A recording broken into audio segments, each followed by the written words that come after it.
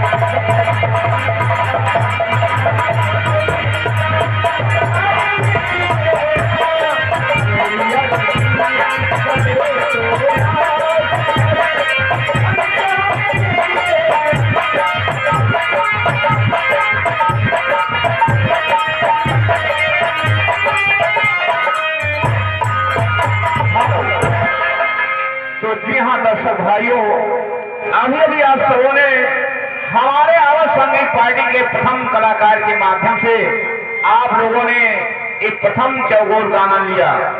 आइए, कहना है, मेहंदी रंग लाती है सूख जाने के बाद, तो मेहंदी रंग लाती है सूख जाने के बाद।